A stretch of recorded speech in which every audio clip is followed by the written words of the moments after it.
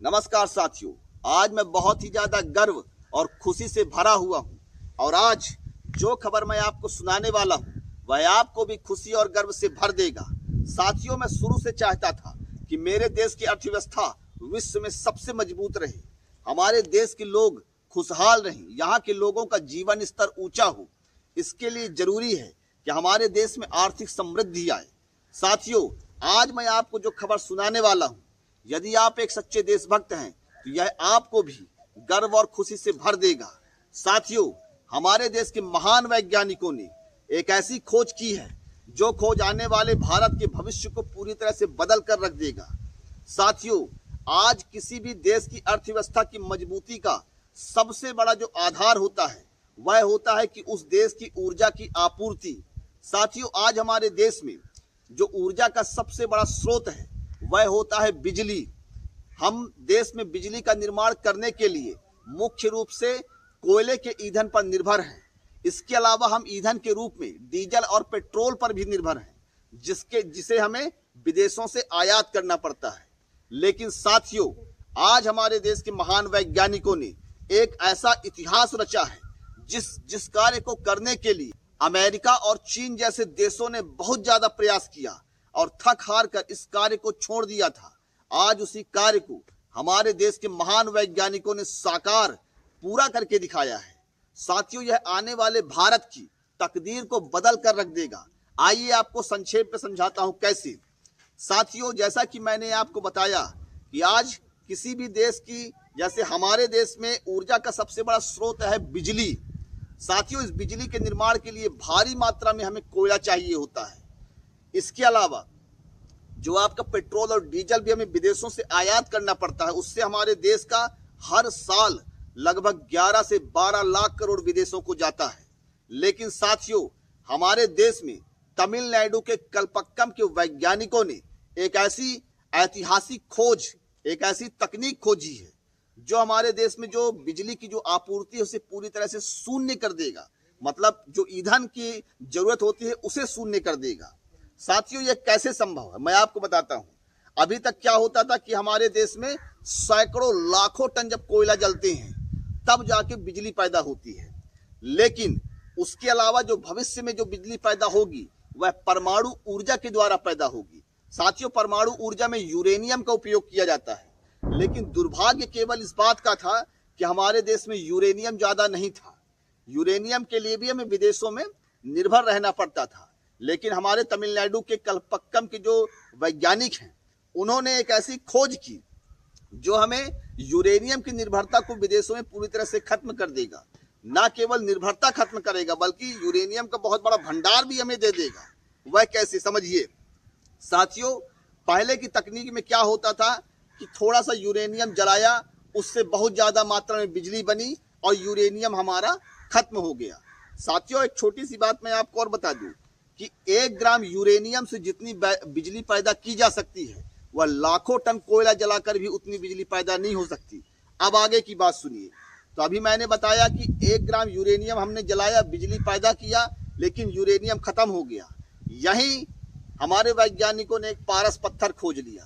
साथियों, उन्होंने एक ऐसी तकनीक विकसित कर दी कि जब हम यूरेनियम को जलाएंगे तो उससे जो तकनीक वैज्ञानिकों ने खोजा है उसके द्वारा वही यूरेनियम प्लूटोनियम में बदल जाएगा। साथियों, वही प्लूटोनियम को फिर दोबारा जो जलाया जाएगा तो उससे फिर प्लूटोनियम निकलेगा। साथियों, मतलब एक बार ईंधन, ये खेल ऐसा है कि आपने लालटेन में 1 लीटर तेल डाला, उसे रात भर जलाया, सवेरे देखा तो उसमें 1.25 लीटर तेल था। फिर आप उसे रात भर जला रहे हैं तो अगले दिन देख रहे हैं कि 1.5 लीटर तेल है उसमें। कुल मिला के ईंधन को आप जलाते जाइए और उधर दूसरी ओर हमारा ईंधन बढ़ता ही जा रहा है। मतलब ईंधन घटने की बजाय वह लगातार बढ़ता ही जा रहा है। साथियों, यह कैसे होता है, चमत्कार कैसे होता है। यूरेनियम को हमने जलाया तो उससे कचड़े के रूप में प्लूटोनियम निकलता है। फिर प्लूटोनियम के कचड़े को जो हमारे वैज्ञानिकों ने तकनीक बनाया है उसके द्वारा प्लूटोनियम को जब जलाया जाता है और उसके चारों ओर एक हमारे पास भारत में विश्व में सबसे ज्यादा जो भंडार है वह है थोरियम। तो प्लूटोनियम के चारों ओर थोरियम की एक परत लगा दी जाती है और फिर प्लूटोनियम को जलाकर जब हम बिजली निकालते हैं तो उससे जो राख निकलता है उसमें यूरेनियम होता है। साथियों, आपने समझा कि यूरेनियम को जलाकर हमने प्लूटोनियम बनाया, प्लूटोनियम को जलाकर हमने फिर से यूरेनियम बना दिया। मतलब ये एक ऐसा चैन है जो खत्म होने का नाम ही नहीं लेगा। साथियों, इससे होगा क्या कि बिजली की जितनी आपूर्ति हमारे देश में है वह इतनी सस्ती हो जाएगी, इतना ज्यादा हो जाएगा कि देश को किसी भी देश में निर्भर रहने की आवश्यकता नहीं है।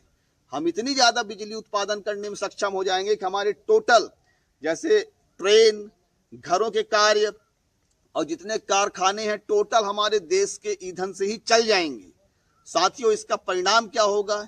इसका परिणाम यह होगा कि विश्व में जो हमारी निर्भरता थी बिजली ऊर्जा की, ईंधन के लिए, वह पूरी तरह से शून्य हो जाएगी। साथियों, इसके साथ साथ प्रचुर मात्रा में हम यूरेनियम 233 उसका भी बहुत ज्यादा उत्पादन कर लेंगे। तो आने वाले समय में हम यूरेनियम का भी निर्यात विदेशों को कर पाएंगे।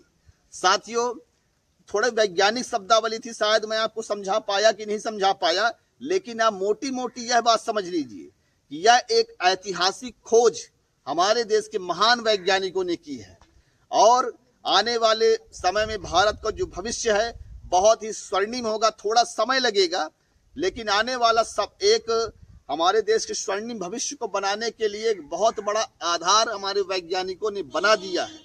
बस अब धीरे धीरे उस पर कार्य करने की आवश्यकता है और मेरा देश जैसे इतिहास में सोने की चिड़िया कहलाता था, वैसा आने वाले समय में भी यह सोने की चिड़िया बन सकता है।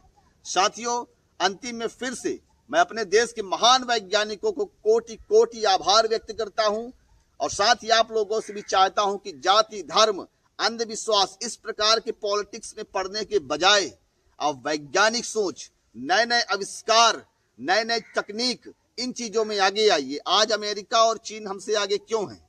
क्योंकि वो विज्ञान पर चलते हैं और हम किस पर चलते हैं? जाति, धर्म, उल्टी पुल्टी राजनीति में। तो मैं आपसे केवल यह चाहता हूं कि उल्टी पुल्टी राजनीति में पढ़ने के बजाय हमारे बच्चे वैज्ञानिक सोच, तकनीकी ज्ञान, इन चीजों में आगे आए। अपना अपना धर्म है, आंतरिक रूप से मानिए, परमात्मा को सबको चलना चाहिए, लेकिन लड़ाई झगड़ा और पॉलिटिक्स का मुद्दा इसे मत बनाइए। साथियों, विज्ञान को आगे रखिए, धर्म और विज्ञान एक साथ चलना चाहिए। साथियों, ये अलग अलग चीजें नहीं है कि आप इनमें विरोधाभास पैदा करें, लेकिन अभी हमको देश को विकास करने के लिए वैज्ञानिक सोच, वैज्ञानिक पढ़ाई, तकनीकी शिक्षा, इनकी आवश्यकता है। साथियों, मैं आप सभी से उम्मीद करूंगा कि आप भी अपने देश के लिए जागरूक बनिएगा। साथियों, जय हिंद, जय भारत।